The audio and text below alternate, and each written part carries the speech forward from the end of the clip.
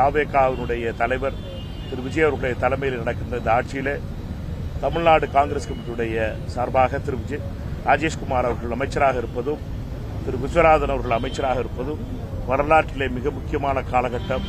அதுவும் திரு சத்தியமூர்த்தி அவர்களுடைய பிறந்த நாளில் அவர் மானிய கோரிக்கையில் அவருடைய மானியம் வந்திருப்பது என்பது மிகவும் பாராட்டப்படுகிறது. வரலாற்று சிறப்பு மிக்க நாள். இது எங்கள் அனைவருக்கும் மகிழ்ச்சியான நாள். கர்நாடகாவில் காங்கிரஸ் இடம்பெற்றுள்ள அமைச்சரவையில நீங்க எல்லாரும் பிரதமரா ராகுல் தான் சொல்லிட்டு இருக்கீங்க, ராகுல் காந்தி சார் தான் சொல்லிட்டு இருக்கீங்க. ஆனா அவங்க அமைச்சர்கள் எல்லாருமே விஜய் அவர்கள் தான் வருங்கால பிரதமர், அடுத்த பிரதமர் அப்படின்னு சட்டசபையிலே பேசுறாங்க. இதை எப்படி பாக்குறீங்க? தொண்டர்கள் வரும்போது என்ன கூட தான் ஒருத்தர் பிரதமரான மத்திய அமைச்சராக சொன்னாரு. இதெல்லாம் சீரியஸா எடுத்துக்கிற வேண்டியதில்லை. நீங்க காங்கிரஸ் கட்சியை பொறுத்த மட்டும் திரு ராகுல் காந்தி அவர்கள் தான் காங்கிரஸ் கட்சியுடைய முகம், எதிர்கட்சியுடைய முகம். தமிழகத்தில் இந்த கூட்டணியுடைய முகம் திரு விஜய் அவர்கள். அவர்களுடைய தலைமையில் ஒரு நல்லாட்சி அமைப்பதற்காக காங்கிரஸ் கட்சி முதல்ல ஆதரவு தந்தது காங்கிரஸ் கட்சி. அதனால இப்படி தொண்டர்களுடைய கோஷங்களுக்கெல்லாம் பதில் சொல்ல ஆரம்பிச்சோம்னா இன்னைக்கு ஃபுல்லா சொல்லிக்கிட்டு இருக்கலாம். அதை விட மிக முக்கியமானது இருக்கு. நான் தொண்டராத்தான் நினைக்கிறேன். தமிழகத்தில் கடன் சுமை அதிகமா இருக்கும் போது அனைத்து எம்எல்ஏக்களுக்கும் காரு உதவியாளர்கள் எல்லாம் கொடுக்கறதுக்கு தமிழக முதல்வர் அறிவிப்பு கொடுக்கிறாங்க. எப்படி நீங்க பாக்குறீங்க? ஒரு ஊழல் செய்யக்கூடாத சட்டமன்ற உறுப்பினரை உருவாக்கணும், லஞ்சம் வாங்காத சட்டமன்ற உருவாக்கணும், இருக்க வைக்கணும். லஞ்சம் வாங்காம ஒரு சட்டமன்ற உறுப்பினரை இருக்க வைக்கணும், ஒரு கவுன்சிலரை லஞ்சம் வாங்காம இருக்கணும் அப்படின்னு சொன்னோம்னா அவர்களுக்கு தேவையான வசதிகளை செஞ்சு கொடுக்கணும். அவர்களுக்கு தேவையில்லாத வசதிகள் தேவையில்லை, அவர்களுக்கு தேவையான வசதிகளை செஞ்சு கொடுக்கணும்.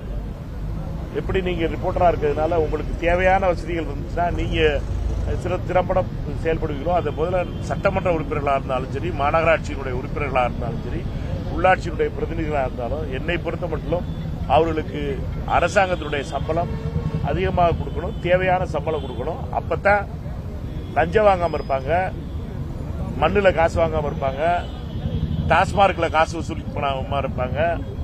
அப்பதான் மற்ற விஷயங்களில் ஈடுபடாம லஞ்சம் வாங்குற வேலையை விட்டுட்டு டிரான்ஸ்பர் போஸ்டிங்க்கு லஞ்சம் வாங்காமலும், கல்லு மண்ணை வித்து வீடு கட்டாமலும், கட்சிக்காரங்களுக்கு செலவழிக்கணும்னு சொல்ற பேர்ல பண்ணாமலும் இருப்பதற்கு மிக முக்கியமானது அவர்களுக்கு உரிய சம்பளம் கொடுப்பது, உரிய வசதிகளை செய்து கொடுப்பது. அப்படி அந்த வகையில உரிய வசதிகளை தமிழக அரசு செஞ்சு கொடுத்துருந்துச்சுன்னா என்னை பொறுத்த மட்டும் அது வரவேற்கத்தக்கது. அதுல குறை கண்டோம்னா அதே நிப்பாட்டிட்டாங்கன்னா அப்புறம் கட்டிங் போட ஆரம்பிச்சிட்டாங்கன்னா பழையபடி என்ன மாடல்லாம் நடந்துச்சோ அதே மாடல் திருப்பி ரிப்பீட் ஆகி போயிடும்.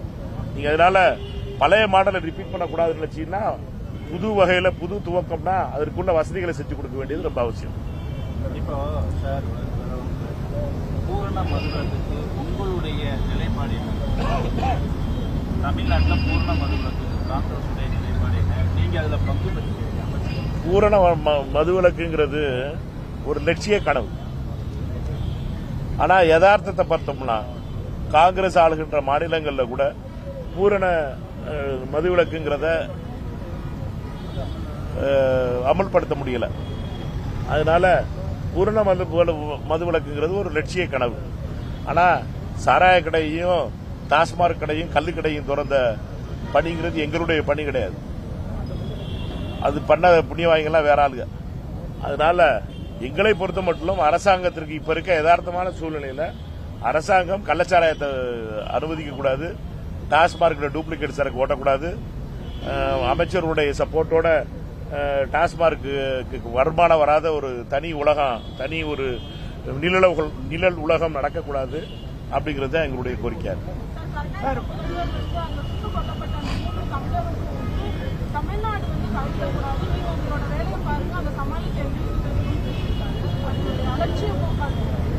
அவர்கிட்ட கேட்ட கேள்வி ரொம்ப முக்கியமானது. பத்திரிகையாளர் எப்பவுமே நீங்க பாதியத்தான் சொல்லுவீங்க, அவர்கிட்ட எப்படி பாதியத்தான் சொன்னாங்க.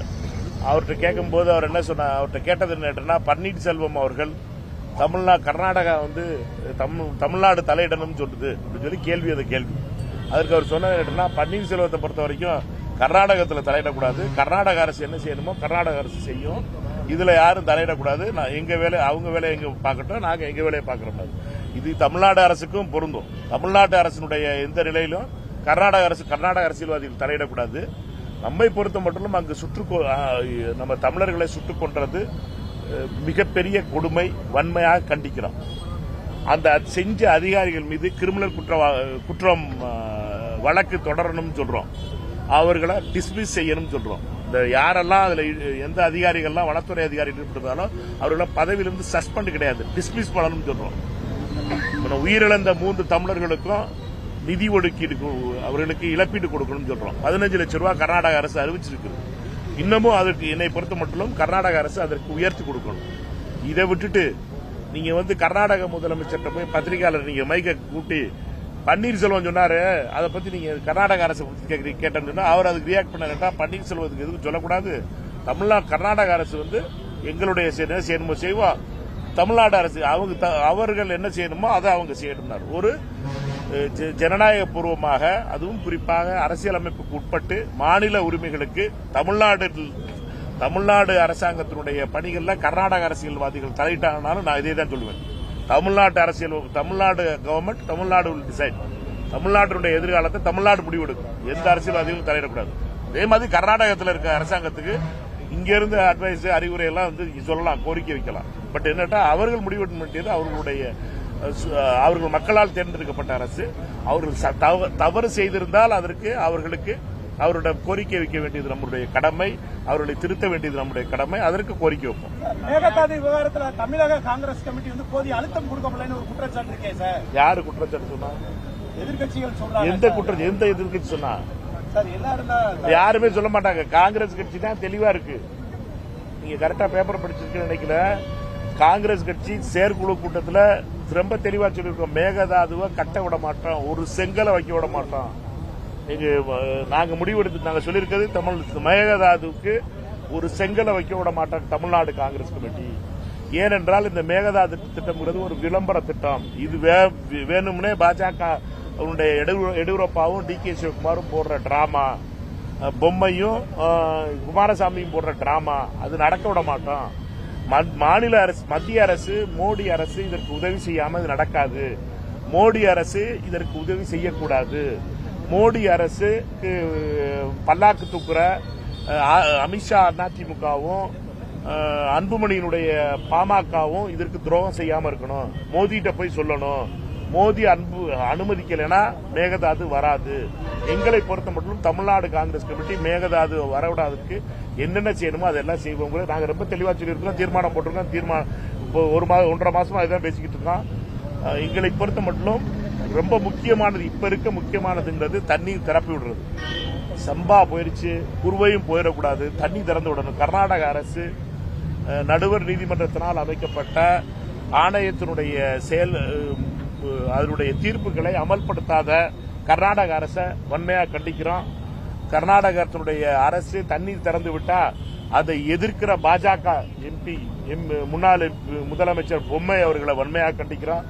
அவரை கண்டிக்க துப்பில்லாத நம்முடைய தமிழ்நாட்டினுடைய பாஜக தலைவர்களை வன்மையாக கண்டிக்கிறோம். இவர்கள் பொம்மையை கண்டிக்கணும். தண்ணி திறந்து உச்சநீதிமன்றம் சொல்ற தீர்ப்புக்கு ஏற்றபடி தண்ணி திறந்து விட்டுட்டு இருக்காங்க. தண்ணி திறந்து விட்டா அத பாஜக காரன் போய் தண்ணி திறக்கக்கூடாது கர்நாடகாவுக்கு சொல்றது எந்த விதத்துல? அதுக்கு கர்நாடக அரசியல்வாதிகளுக்கு, பாஜக காரர்களுக்கு நயினார் நாகேந்திரன் அவர்களும் எங்க அக்கா டாக்டர் தமிழிசை அவர்களும் சொல்லணும், தண்ணி திறந்து விடுறத நீங்க நிறுத்தக்கூடாது. பொம்மை அவர்களே வாயை முடிக்கிட்டு இருக்காங்க. நான் DK சிவகுமார் சொல்றேன்ல, DK சிவகுமாரை பொறுத்த மட்டும் தமிழகத்திற்கு விரோதமா நடக்கக்கூடாது. தமிழகத்துக்கு தண்ணி திறந்து விட்ட DK சிவகுமார், ராமலிங்க ரெட்டி இந்த நம்ம ஃபாரஸ்ட் ஆபீசர்ஸ் மீது நடவடிக்கை எடுக்கணும், அவர்களை டிஸ்மிஸ் பண்ணணும், அவர்கள் மீது கிரிமினல் வழக்கு தொடரணும், கொலை குற்றம் அவர்கள் மேல சுமத்தி அவர்கள் மீது கடுமையான சட்டங்கள் பிரிவுகள் அவர்கள் மீது வழக்கு தொடரப்படணும் நான் சொல்றேன். அது மாதிரி அக்கா தமிழிசை அவர்களோ அண்ணன் நயினார் நாகேந்திரன் அவர்களோ சொல்ல தைரியம் இருக்கா, இல்ல சொல்ல பயப்படுறாங்களா?